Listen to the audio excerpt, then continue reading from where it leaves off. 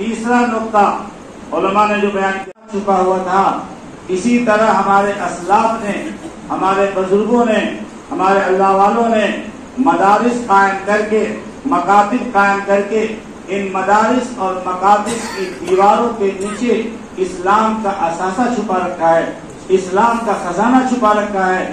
میرے بھائیوں اور بزرگوں، جب تک یہ مدارس قائم ہیں، جب تک یہ مکاتب قائم ہیں اور جب تک یہ قائم رہیں گے، اس وقت تک ان مدارس اور مکاتب کی دیواروں کے نیچے اسلام کا خزانہ چھپا رہے گا۔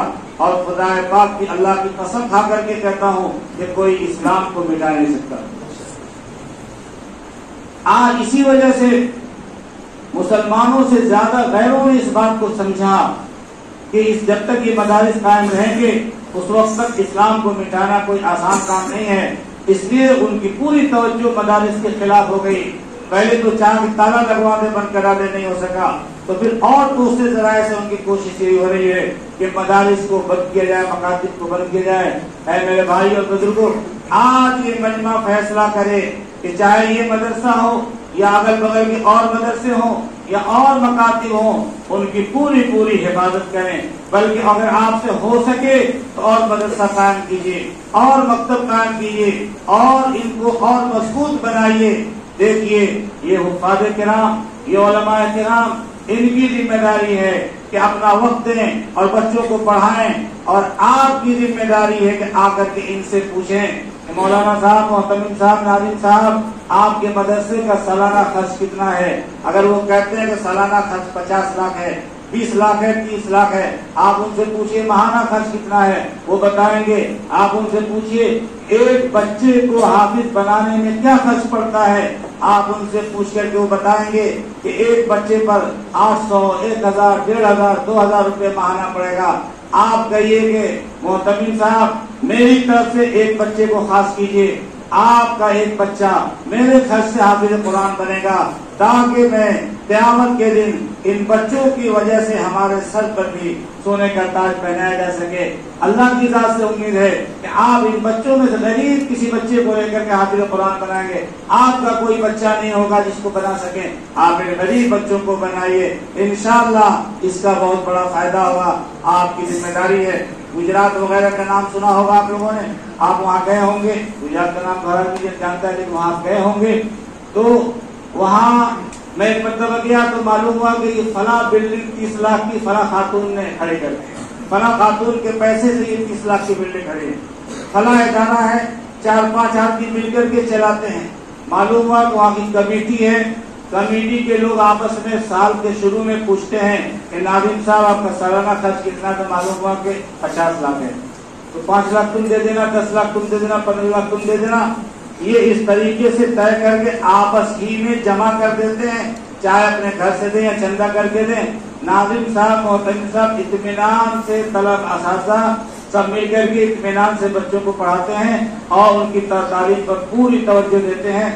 آپ کے یہاں پتہ نہیں لیکن ہم لوگوں کے یہاں چمپارن میں، بہار میں اس سے ملا ہوا، یہاں بھی میرے خیال سے وہی حال ہوگا۔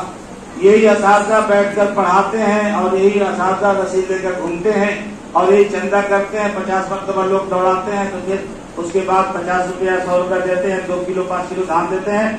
یہ سب کچھ انہیں کو کرنا پڑتا ہے۔ نتیجہ یہ ہے کہ تعلیم کا نظام بہتر سے بہتر نہیں ہو پاتا ہے۔ اس لیے میرے بھائیوں، آپ کو فیصلہ کرنا ہے کہ ہمیں ان مدارس کے نظام کو بہتر سے بہتر بنانا ہے، مستحکم اور مضبوط بنانا ہے۔ حضرت مولانا علی میاں ندوی علیہ رحمہ، اللہ ان کی قبر کو نور سے بھر دے، ان کے درجات کو بلند فرمائے، جنت الفردوس اعلیٰ مقام نصیب فرمائے۔ میں ندوے میں تھا تو وہ تقریر میں کئی بار سنا ان سے، کہتے تھے عزیز طلبا، تم یہاں سے جاؤ، میری اس بات کو یاد رکھو اور جا کر کے اپنے گاؤں میں، مسجد میں، محلہ میں مکتب قائم کرو اور مکاتب کا جال بچھا دو۔ ایک وقت آئے گا جب بڑے بڑے مدرسوں میں تانے لگیں گے اور وہاں میں پڑھائی بند ہو جائے گی، تو ان مکاتب کے ذریعے سے ہم اپنے مسلمان بچوں کے کلمے کی حفاظت کر سکتے ہیں۔ हम अपने बच्चों को मुसलमान बाकी रख सकते हैं इन मकातिब के जरिए से और छोटे छोटे मदरसों के जरिए से। इसलिए मैं हजरत मौलाना अली मियां नदवी का वो पैगाम जो नबी के जमाने में मैंने सुना वो आपके सामने पेश कर रहा हूँ, कह रहा हूँ कि आप तय कीजिए कि जो मदारिस कायम है उन मदारिस को बाकी रखना, मजबूत बनाना है, बल्कि और ज्यादा से ज्यादा मकातिब और मदारिस कायम करने की कोशिश करेंगे।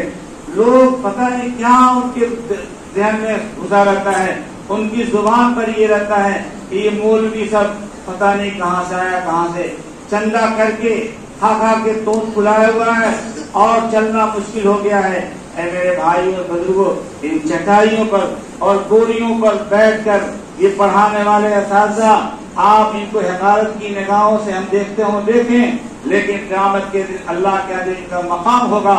और जो सदक़े जारिया के तौर पर जो ये लोग पढ़ा करके फारिग कर रहे हैं, इल्म युंतफ़अ बिही व इल्म जिससे फायदा उठाया जाए, एक बच्चे को हाफिज़ कुरान बनाएंगे, ये 10 को बनाएंगे, 10 100 को बनाएंगे, 100 1000 को बनाएंगे, लाखों का सिलसिला चलता रहेगा और इनको ये कब्र में लेते रहेंगे, इनको सवाब मिलता रहेगा।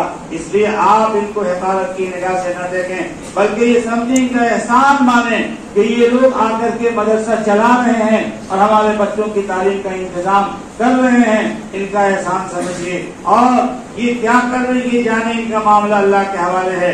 आप हमारी और आपकी जिम्मेदारी है कि हम मदरसे को मुस्तहकम और मजबूत बनाएं और ये समझें कि ये बहुत बड़ा काम कर रहे हैं और हमारे ऊपर एहसान कर रहे हैं। आप आइए कहिए कि नाज़िम साहब, मोहतमिम साहब, कहाँ दौड़ते रहते हैं, कहाँ आप चक्कर लगाते रहते हैं, आइए आप बैठिए, हम मोहल्ले के लोग काफी हैं इसके लिए और मोहल्ले के लोग मिलकर के हम इस इदारे को चलाएंगे और तरक्की देंगे और आगे बढ़ेगा। आज बच्चे अगर मान लिया 50 हैं तो कल 100 होंगे, उसके बाद 150 होंगे और 200 होंगे इंशाअल्लाह। ये इदारा बढ़ेगा। मैं इस मदरसे में आया, इसमें रौनक महसूस हुई और लगा कि इस मदरसे में पढ़ाई हो रही है। मदरसे में घुसने के बाद मदरसे की दीवार बताती है कि इस मदरसे में तालीम होती है और मदरसे की दीवार बताती है, उसका जर्रा जर्रा बताता है कि यहाँ पर रूहानियत है। और कहीं पर मदरसे में जाइए तो वहाँ पर नफूसत टपकती रहती है। अल्लाह के फजल करम से इस मदरसे में आने के बाद रूहानियत महसूस हुई और लगा कि यहाँ पर असातिज़ा मुखलिस हैं और तलबा भी बहुत मेहनत के साथ पढ़ते हैं। इसलिए ये एक पैगाम ये भी दिया कि हम सब के सब फैसला करें कि इस मदरसे को भी मजबूत बनाएंगे इंशाअल्लाह। आखिरी पैगाम देकर मैं अपनी बात करूँ।